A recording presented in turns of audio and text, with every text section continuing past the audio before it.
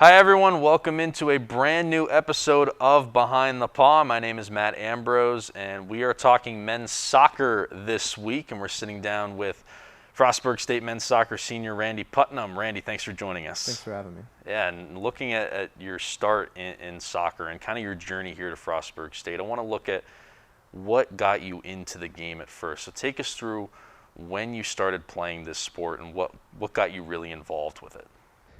Yeah, as long as I can remember, I've been playing. It's since something I picked up when I started walking, basically, and then my parents saw that and started coaching me in rec soccer when I was younger, and then it just kind of went from there. Something I would do every weekend and something that just became part of my life. In your time in high school, accomplished as well, tied for the team lead in points during your senior year with 20. When you look back at your time playing high school soccer, what comes to mind first for you? I guess two big things come to mind. The first being my junior year when we beat our rival high school for the first time in 30 years. That was something I won't forget. It was pretty amazing. Then the second thing, being able to play with my friends that I grew up with. I never really got to play with them on the travel side of things, so getting to play with them at high school and actually get to spend time with them was really nice. Something I won't forget.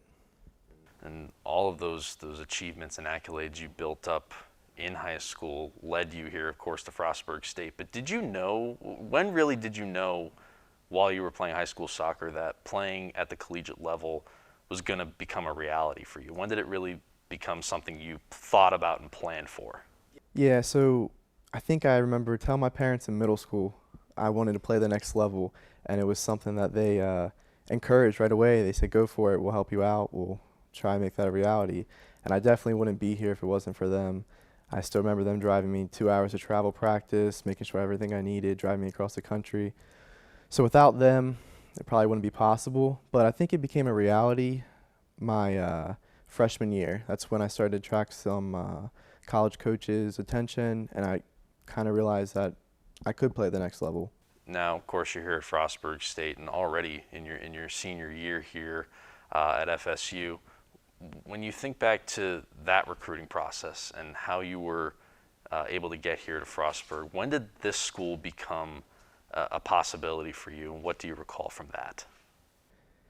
I want to say beginning of my senior year. One of the coaching staff members saw me play and gave me a phone call shortly after. And then from there, we had a nice conversation. A couple months later, I came on a visit, and then a couple months later, I decided that this was the place for me. Your sophomore season was a big one for you. You were named team captain. You led the team in scoring, 5 goals and 5 assists to end the year with 15 points. What went into that season for you, really preparing off the field, and then once you got that out there on the pitch, what allowed you to be so successful in just your second year? Yeah, I think the big thing for that year was experience. I had just come off my first full year. I knew the level that I needed to perform at, the level that was demanded of me. So throughout that summer, I remember working really hard, working every day just to get myself in a good position coming into preseason. And then once I got here, it was really just about working hard, trusting my abilities, and performing on the field. And off the field, the wise, it was just taking care of my body, sleeping right, eating right, doing everything possible to put myself in a good position. And it just kind of all came through and shined. And kind of going off of that, looking back to last season, before your season kicked off, talking with your head coach, Keith Burns, and him talking about you, he called you one of the leaders of this team, of course, with you being one of the team captains, but also how you set the tone with both your focus and your work rate. What goes into being a successful college soccer player for you? And you kind of touched on it a second ago, both with your work rate off the field and how you really are able to encourage others. Yeah, I think just in general, being a college athlete, it's going to take a lot. It's like everyone always says, it's a full-time job, and it really is. Every day you're going to have something that you're going to have to do for the program or for your sport. And then the days that you don't, you're going to have to do stuff to make yourself better. For me, it's an everyday thing. It's working every day with the team, working on my own. And then just for the leadership role, it's just about making sure the guys are doing the right thing too, making sure the guys are putting in the work as well. So it's a lot. Last season was your first at the Division II level for all Frostburg athletics. And some people think about the jump from D3 to D2 and really think nothing of it. Other people welcome the step up in competition level. Where do you fall on that? Do you see it as just these are just teams we have to play and you don't see much of a jump in competition? Or do you welcome playing teams like Charleston, a national powerhouse, and getting these better teams and better exposure? Oh, I love it. Personally, I love it.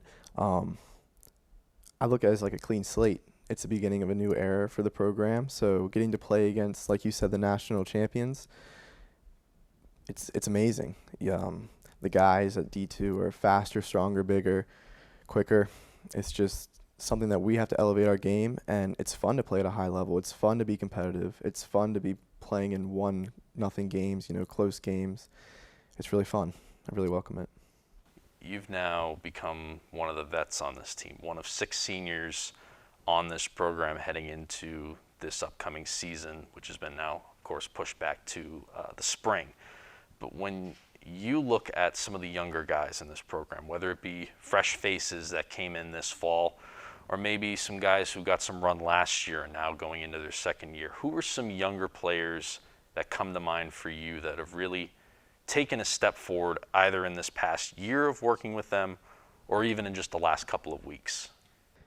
Yeah, so I think across the board, the guys have really elevated our game since the spring.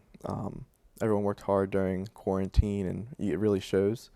But 2 that come to mind, the first being Luke Dion. We always joke the guy's a machine. He's always training on his own at like 7:30 in the morning. We'll be going to get temp checks, and he'll be out there training, and he lives in the gym. So he's just made tremendous strides. Then a fresh face that has really shown their work rate probably would be Bryce Castillo.